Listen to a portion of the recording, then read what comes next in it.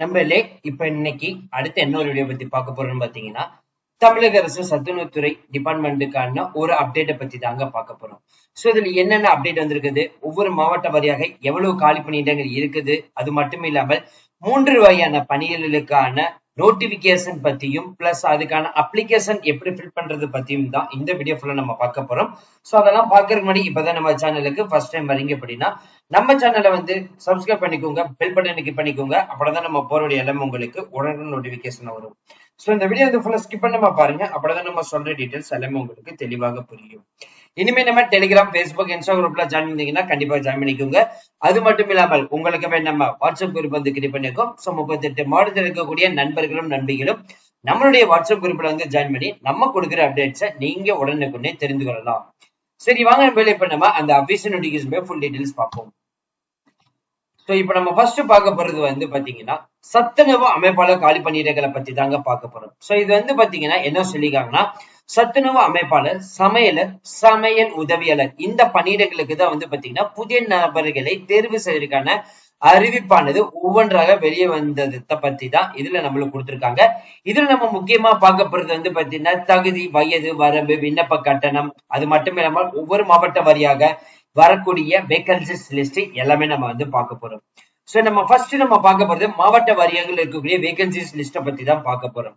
அதுல நம்ம ஃபர்ஸ்ட் பார்க்க போறது வந்து பாத்தீங்கன்னா செங்கல்பட்டுல வந்து 265 காலி பணியிடங்களும், கிருஷ்ணகிரியில 1051 காலி பணியிடங்களும், திருவண்ணாமலை டிஸ்ட்ரிக்ட்ல 509 காலி பணியிடங்களும், தென்காசி மாவட்டத்துல 414 காலி பணியிடங்களும், தஞ்சாவூர்ல வந்து பாத்தீங்கன்னா 339 காலி பணியிடங்களும், தர்மபுரியில 259 காலி பணியிடங்களும், காஞ்சிபுரத்துல 157 காலி பணியிடங்களும், மதுரையில 988 காலி பணியிடங்களும், திருப்பூர்ல வந்து பாத்தீங்கன்னா 150 காலி பணியிடங்களும், திருவள்ளூர்ல 426 காலி பணியிடங்களும், விருதுநகர்ல 209 காலி பணியிடங்களும், சிவகங்கை மாவட்டத்துல வந்து பாத்தீங்கன்னா 626 காலி பணியிடங்களும், திருநெல்வேலி மாவட்டத்துல 1051 காலி பணியிடங்களும், தூத்துக்குடி மாவட்டத்துல 22 காலி பணியிடங்களும், கடலூர் டிஸ்ட்ரிக்ட்ல 804 காலி பணியிடங்களும், ஈரோடு டிஸ்ட்ரிக்ட்ல 201 காலி பணியிடங்களும், கள்ளக்குறிச்சியில வந்து பாத்தீங்கன்னா இன்னும் கன்ஃபார்ம் பண்ணாம வச்சிருக்காங்க. அதே மாதிரி ராமநாதபுரம் மாவட்டத்துக்கும் வந்து பாத்தீங்கன்னா இன்னும் கன்ஃபார்ம் பண்ணாம வச்சிருக்காங்க. புதுக்கோட்டை டிஸ்ட்ரிக்ட் வந்து பாத்தீங்கன்னா 817 காலி பணியிடங்களும், விழுப்புரத்துக்கு இன்னும் கன்ஃபார்ம் ஆகாம இருக்குது. சேலம் மாவட்டங்களுக்கு 1570 காலி பணியிடங்களும், திருவாரூர் மாவட்டத்துக்கு 286 காலி பணியிடங்களும், அரியலூருக்கு வந்து பாத்தீங்கன்னா 490 காலி பணியிடங்களும், கரூருக்கு வந்து 422 காலி பணியிடங்களும் வந்து பாத்தீங்கன்னா கன்ஃபர்மேஷன் வந்து கொடுத்திருக்காங்க.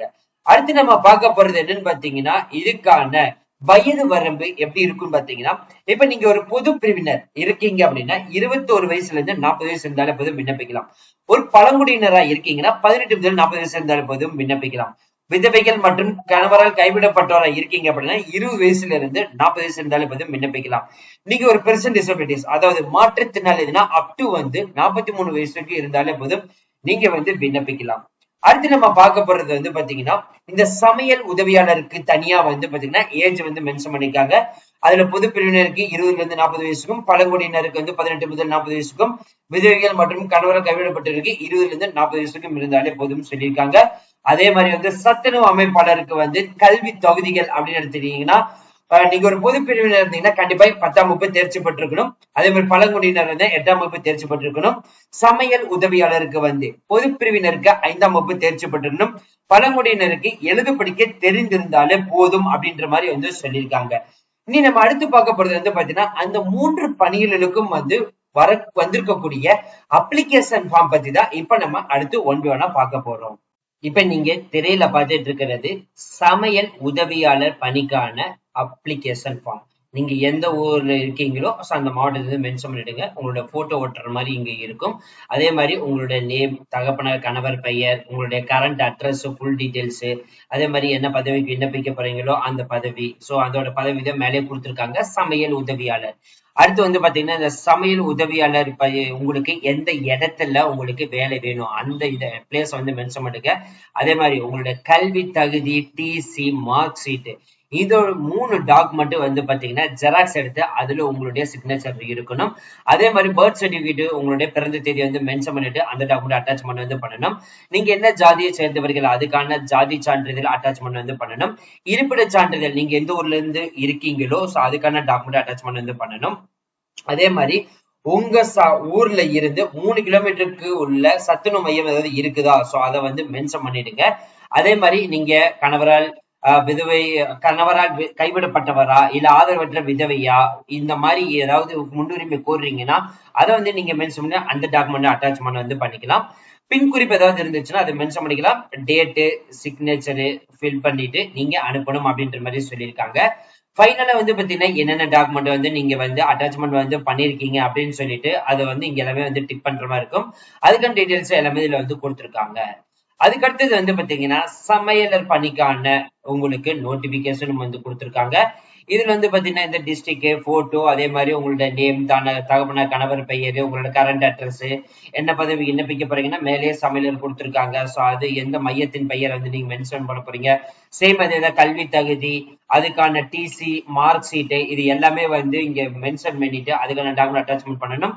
உங்களுடைய பர்த் சர்டிபிகேட் வந்து நீங்க பிறந்த தேதி, உங்களுடைய ஏஜ் வந்து மென்ஷன் பண்ணி அந்த பிறந்த பர்த் சர்டிபிகேட் அட்டாச்மெண்ட் பண்ணணும். அதே மாதிரி நீங்க என்ன காஸ்ட் வந்து உட்பிரிவு என்ன அந்த டாக்குமெண்ட் அட்டாச்மெண்ட் வந்து பண்ணணும். இருப்பிட சான்றிதழ் எந்த ஊர்ல இருந்து அப்ளை பண்றீங்க அதுக்கான ப்ரூஃப் வந்து அட்டாச்மெண்ட் வந்து பண்ணணும். 3 கிலோமீட்டருக்கு தொலைவில் ஏதாவது வந்து சத்துணவு மையம் இருக்குதா அந்த டிஸ்ட்ரிக்ட் பிளேஸ வந்து மென்ஷன் பண்ணுங்க.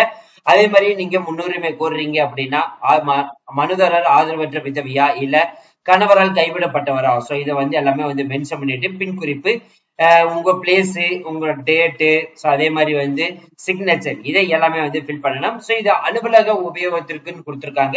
நீங்க என்னென்ன டாக்குமெண்ட் அட்டாச்மெண்ட் பண்ணிருக்கீங்களோ சோ அவங்க வந்து இது வந்து ஃபில் பண்ற மாதிரி இருக்கும். அதே மாதிரி வந்து பாத்தீங்கன்னா உங்களுக்கு சத்துணவு மைய அமைப்பாளருக்கும் வந்து பாத்தீங்கன்னா தனியா வந்து கொடுத்துருக்காங்க. அதுக்கும் வந்து பாத்தீங்கன்னா சேம் நம்ம சொன்ன டீடைல்ஸ் அதுதான் மத்த எல்லாமே இருக்குது. இந்த 3 அப்ளிகேஷனும் வந்து பாத்தீங்கன்னா நம்மளுடைய டெலிகிராம் குரூப்ல வந்து அப்லோட் பண்ணிருக்கோம். நீங்க டவுன்லோட் பண்ணி எடுத்து பாத்துக்கலாம். அதே மாதிரி இதோடைய நோட்டிபிகேஷன் வந்து பாத்தீங்கன்னா கூடிய விரைவில் வந்து வரப்போகுது. அப்படி வந்துச்சு அப்படின்னா கண்டிப்பா நம்ம சேனல்ல வந்து அப்லோட் பண்ணுவோம். இப்போதைக்கு நம்மளுக்கு தெரிஞ்சது என்னன்னா ஒவ்வொரு மாவட்ட வரைக்கும் எவ்வளவு வேகன்சிஸ் லிஸ்ட் இருக்குது, அதோடைய அப்ளிகேஷன் ஃபார்ம் நம்ம வந்து பார்த்திருக்கோம். ஸோ அபிஷியல் ரெக்கமெண்டுக்காக நம்ம வெயிட் பண்ணிட்டு இருக்கோம். ஸோ அது வந்துச்சு அப்படின்னா கண்டிப்பா நீங்க வந்து அப்ளை பண்ண ஸ்டார்ட் பண்ணிக்கலாம். ஸோ அப்போ நீங்க வந்து நம்ம சேனலை வந்து ஃபாலோ பண்ணியிருந்தீங்க அப்படின்னா கண்டிப்பா வந்து பாத்தீங்கன்னா இந்த 3 நோட்டிபிகேஷனும் நீங்க டெவலப் பண்ணி எடுத்து யூஸ் பண்ணிக்கலாம். ஸோ அதுக்கு தான் வந்து சொல்றோம், நம்மளுடைய டெலிகிராம் குரூப்ல வந்து ஜாயின் பண்ணிக்கோங்க. சோ ஹலோ ஃப்ரெண்ட்ஸ், இந்த வீடியோ கண்டிப்பா இந்த வீடியோ உங்களுக்கு வந்து யூஸ்ஃபுல் வந்துருக்கு நினைக்கிறேன். சோ இந்த வீடியோ யூஸ்ஃபுல் வந்துச்சு அப்படின்னா லைக் பண்ணுங்க, ஷேர் பண்ணுங்க, முடிஞ்சவங்க ஸ்ப்ரெட் பண்ணுங்க. அது மட்டும் இல்லாம இந்த சத்துணவு திட்டத்திற்கான ஓரளவுக்கு எல்லாமே நம்ம இந்த வீடியோ 2 கவர் பண்ணிருக்கோம். சோ இதுல ஏதாவது உங்களுக்கு டவுட் இருந்துச்சு அப்படின்னா நீங்க கமெண்ட் பாக்ஸ், Facebook, Instagram வந்து கான்டாக்ட் பண்ணலாம். So thank you friends, thank you so much. All the best for your career.